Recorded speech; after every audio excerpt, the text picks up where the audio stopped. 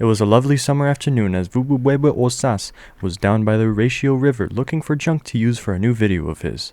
Vububueba Osas counts every single one of his steps to not get lost, like last time when he wanted to know what someone's dog was doing chasing after a squirrel. Vububueba Osas frequently finds old iPhones, tin cans, dream merchandise, and rotten British crumpets all throughout the river every time he goes. But on this day, Vububueba Osas sees something washed up along the bank of the river from a distance. He walks closer to see what seemed to be flat and colorful. The closer Vububueba Osas got to it, the more he started to recognize some of its detail, and he couldn't figure out why. But from 9.5 feet away, he realized what he was seeing. It was a 5-foot-tall cutout of Jimin from BTS. Vububueba Osas stood there and stared at it for a few seconds with slight dread while having a flashback to the day he first heard a K-pop song at the age of 10. Vububueba Osas was on the school computer playing cool math games when suddenly there was an ad.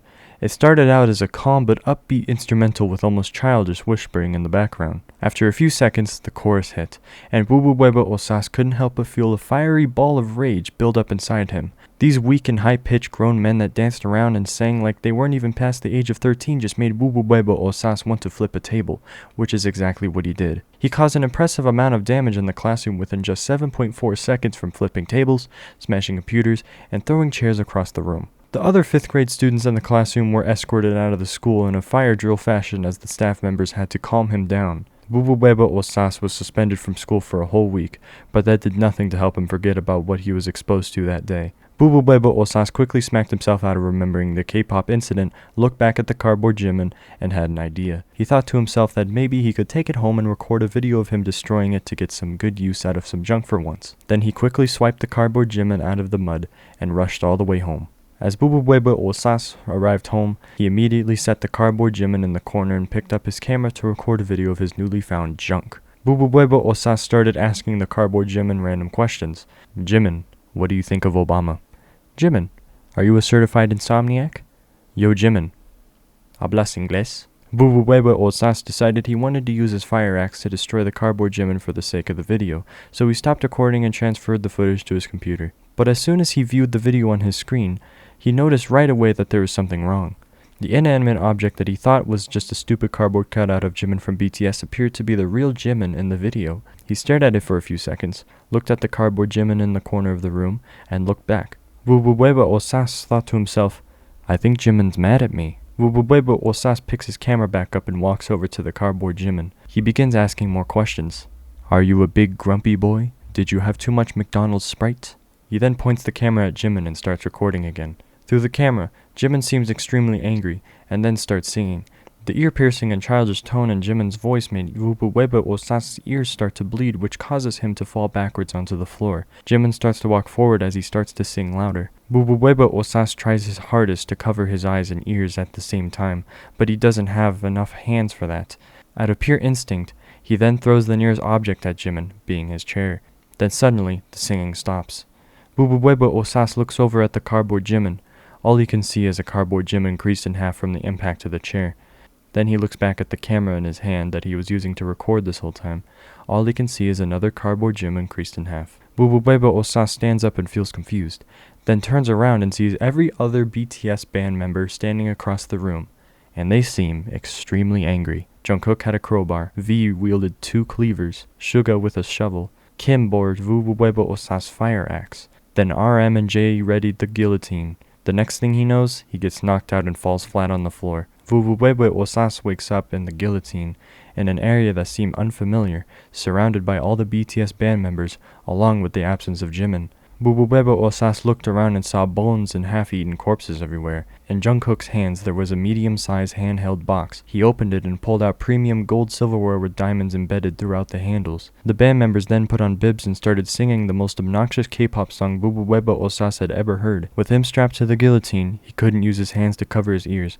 All he could do was sit there and forcefully observe their ritual performance. But through all the pain and agony, Vububueba Osas couldn't help but notice that the song seemed all too familiar. He then thinks back to when he was 10 playing cool math games on the school computer and suddenly got that ad. And he realized that BTS was singing the exact same song from the K-pop ad that has terrorized him for all these years. He thinks about the cardboard Jimin he found by the river and regrets ever taking it home to record a stupid video. Vububueba Osas then tries to make random noises to drown out the sound. But it was no use. The obnoxious tone they somehow added onto their cover of the song began to ensure that this was now going to be the next most traumatic experience in Vubuweba Osas's life. Suddenly, there was an earthquake, and the band members began to lose their balance. As they all stopped singing, Vubuweba Osas could hear faint singing from the direction of the Holly Hills. Then as the singing got louder, the earthquake became more violent, and in the direction of the singing, he could see someone running down one of the hills. It was a figure that seemed all too familiar. Then he realized that it was the real Jimin from BTS. Jimin then stopped singing as he came up to the guillotine, which stopped the earthquake. So he grabbed Vubuweba Osas out and gently set him on the ground. Jimin then turned to the rest of the band and said, "Leave the funny man alone." Jungkook replied by saying, "You traitor! Your blood shall be spilled along with this heretic." One by one, Jimin took out every band member and put them in a deep sleep from the critical brain damage that was received from the smooth blows that were brought from Jimin's manual combat. Jungkook had his crowbar taken away and was hit upside the head with it.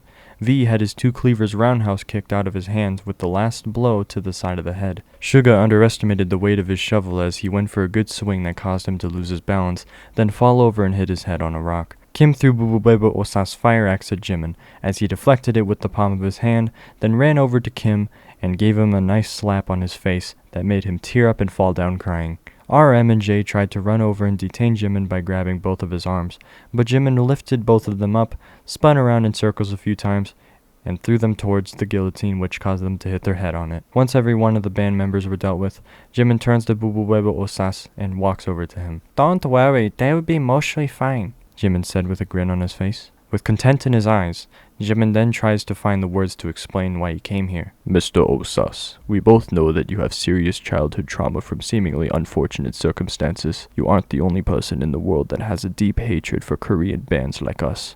I should feel offended that you threw a literal chair at me after I started singing, but for the time I was unconscious, I began to realize your struggles. Not many people know this about me, but before I became a K-pop star, I was studying to be a psychologist. It isn't very often that I use this knowledge to study people in this way, so I'm doing it now. My friend's ego isn't worth it for a scared and confused man's death just because he has plenty of reason to act the way he acts when hearing music he is not too fond of. I wasn't trained long enough to know how to stop you from hating K-pop, so all I can do from here is let you go home while I wait for my friends to regain consciousness." Vubuweba Osas didn't understand a single word Jimin said, so as he was about to walk off and find his way back home, Jimin transformed back into the cardboard cutout. He looked at it for a few seconds and looked at all the unconscious band members.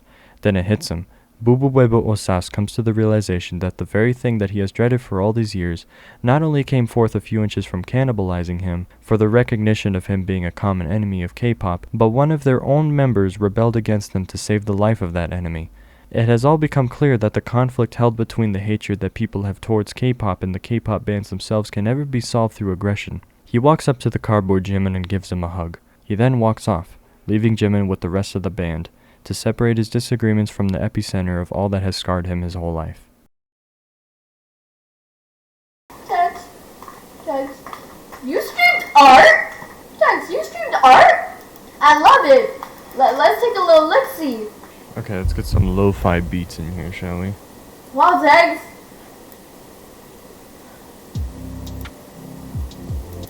Tex. What is this? Tex, what is this? Is this EDP445? Please tell me. Is it EDP445? Go ahead, explain. We're all waiting. We're all waiting, my man.